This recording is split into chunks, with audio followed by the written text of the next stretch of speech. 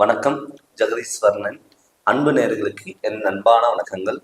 நம்ம இந்த காணொலியில என்ன பார்க்க போறோம்னு பாத்தீங்கன்னா, ஏப்ரல் மாதம் ரிஷப ராசி பலன்களை நம்ம பார்க்க போறோங்க.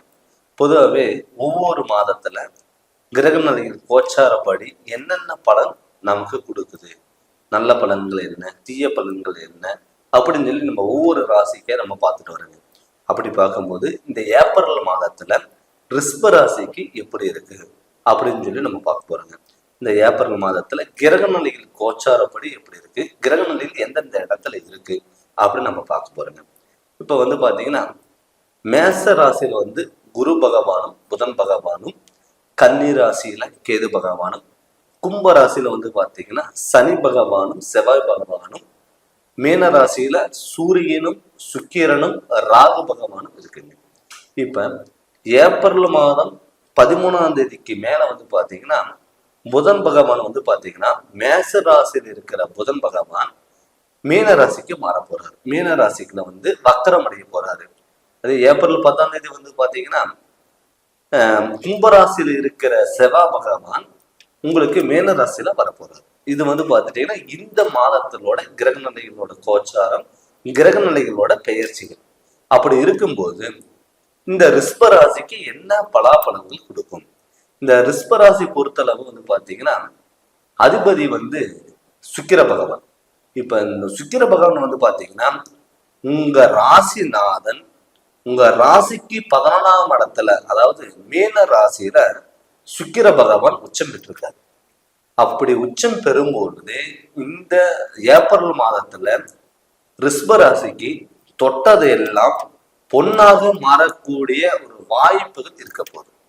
என்ன கேட்டீங்கன்னா லாபஸ்தானத்துல பாத்துட்டீங்கன்னா உங்க ராசிநாதன் மீன ராசியில் உச்சம் பெறும் பொழுது உங்களுக்கு பாத்துட்டீங்கன்னா மிகப்பெரிய ஒரு மாற்றங்கள் கண்டிப்பா வரும். நீங்க எதிர்பார்க்காத விஷயங்கள் உங்களுக்கு அமையறதுக்கான வாய்ப்புகள் இருக்க போகுது.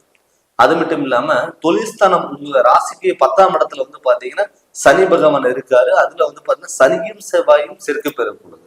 அப்படி இருக்கும் பொழுது பாத்தீங்கன்னா இந்த செவ்வாய் பிற்பாதியில மீன ராசிக்கு மாற போறாரு.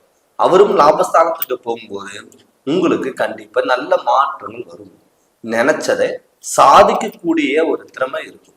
எப்பவுமே இந்த துலா ராசிக்கு ரிஷப ராசிக்காரங்க சுக்கிரனோட அதிபதியா இருக்கிறதுனால பேச்சு திறமைகள், எல்லாத்தையும் ஈர்க்கக்கூடிய ஒரு தன்மை, எல்லாமே பாத்துட்டீங்கன்னா ஒரு தன்னுடைய அன்புனாலையும் அரவணைப்புனாலையும் கட்டுப்படுத்தக்கூடிய ஒரு வாய்ப்பு எப்பவுமே இந்த ரிஷப ராசிக்காரங்களுக்கு இருக்கும். ஆனா உங்க ராசிக்கு 5ஆம் இடத்துல கேது பகவான் இருக்கிறதுனால பாத்தீங்கன்னா இந்த பூர்வீக சம்பந்தப்பட்ட பிரச்சனைகள் எல்லாமே பாத்தீங்கன்னா சரியாகும். என்ன கேட்டீங்கன்னா சுக்கிரனோட பார்வை உங்க ராசிக்கு 5ஆம் இடத்துல போதும். அப்படி இருக்கும்போது உங்க ராசி நாதனே அந்த கேது பார்க்கும்போது என்ன ஆகும்னா பூர்வீக இடத்துல வாங்கவும் முடியாது, விற்கவும் முடியாது. பூர்வீகத்தை பேச்சு எடுத்தாவே தேவையில்லாத பிரச்சனைகள் வரும். வாங்குறதுக்கு விடாது, விற்கிறதுக்கு விடாது, பயன்படுத்துறதுக்கு விடாது. அப்படி இருக்கும்போது இந்த சுக்கிர பகவான் இந்த ஏப்ரல் மாதத்துல உங்க ராசிக்கு 5ஆம் இடத்துலயும் கேதுவோட பார்வை இருக்கிறதுனால பாத்தீங்கன்னா பல பிரச்சனைகள் கண்டிப்பா சால்வ் ஆகக்கூடிய ஒரு வாய்ப்புகளா இந்த மாதத்துல இருக்க போகுது. மெயினா பாத்தீங்கன்னா குழந்தை பாக்கியம் இல்லாதவங்களுக்கு கட்டாயம் குழந்தை பாக்கியம்ங்கிறது கண்டிப்பா கிடைக்கும்.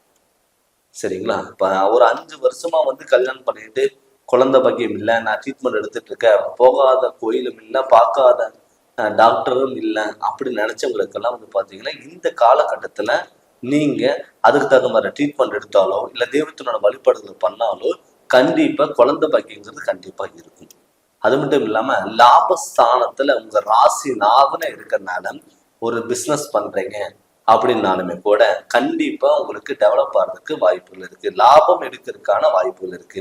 அது மட்டும் ஒரு ஷேர் மார்க்கெட்ல நீங்க போட்டிருக்கீங்க, ஒரு இன்வெஸ்ட்மெண்ட் பண்ணியிருக்கீங்க, இல்ல வேற ஏதாவது முதலீடு பண்ணியிருக்கீங்க, வட்டி விட்டுருக்கீங்க அப்படின்னு நீங்க நினைச்சீங்கன்னா கண்டிப்பா இது எல்லாமே இந்த மாதத்துல உங்களுக்கு கிடைக்கும்.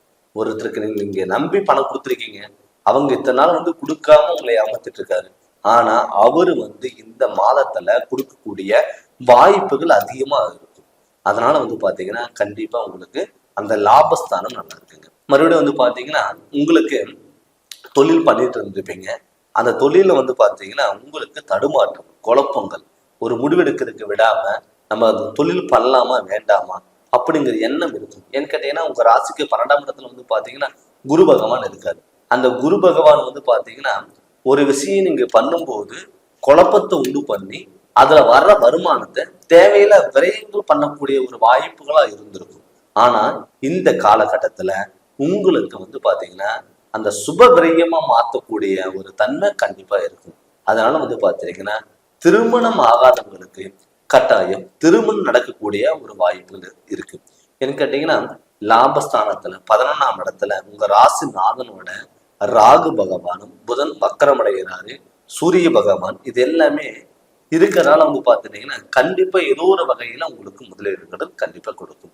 வெளியூர் போகலாமா, வெளிநாடு போகலாமா அப்படின்னு நினைச்சவங்களுக்கு கட்டாயம் நீங்க அது பயன்படுத்திக்கிறதுக்கான ஒரு வாய்ப்புகள் இருக்கு.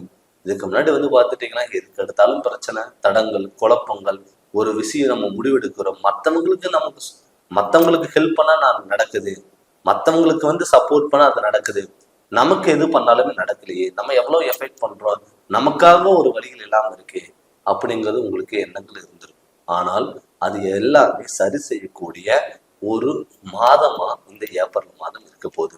அது மட்டும் இல்லாம உங்க ராசிக்கு 2ஆம் இட அதிபதி வந்து பாத்தீங்கன்னா புதன் பகவான். அந்த புதன் வந்து பாத்தீங்கன்னா உங்க ராசிக்கு லாபஸ்தானத்துல விரயத்துல 12ஆம் இடத்துல இருந்து வக்கரம் அடைஞ்சு 11ஆம் இடத்துக்கு போறாரு. அப்படி போகும்போது மாணவர்களை வந்து பாத்துட்டீங்கன்னா கல்வியில ஒரு முன்னேற்றங்கள் கண்டிப்பா இருக்கும். மாணவர்கள் வந்து பாத்தீங்கன்னா படிக்கணுங்கிறது ஆர்வம் கண்டிப்பா இருக்கும். நம்ம பசங்களா இது மாதிரி படிக்கிறாங்க அப்படிங்கிறது உங்களுக்கு ஒரு ஆச்சரியங்கள் கண்டிப்பா கிடைக்கும். அது மட்டும் இல்லாம உங்க ராசிக்கு 5ஆம் இடத்துல கேது பகவான் இருக்கிறதுனால உடல் ஆரோக்கியத்துல கண்டிப்பா கவனமா இருக்கணும். வண்டி வாகனத்திலையும் சரி, உடல் ஆரோக்கியத்திலும் சரி, நீங்க வந்து உடல் ஆரோக்கியத்துல கவனமா பார்த்துக்கோங்க. பெற்றோர்கள் வந்து பாத்தீங்கன்னா தந்தை வகையிலையா இருக்கட்டும், தாய் வகையிலையா இருக்கட்டும், அவங்க உடல் ஆரோக்கியத்துல கொஞ்சம் கவனமா இருக்கிறது ரொம்ப நல்லது. வண்டி வாகனங்கள் நீங்க ஏதாவது வாங்கலாம், வீடு கட்டலாம் அப்படிங்கிற எண்ணங்கள் இருந்ததுன்னா தாராளமா நீங்க வாங்கலாம், கட்டலாம்.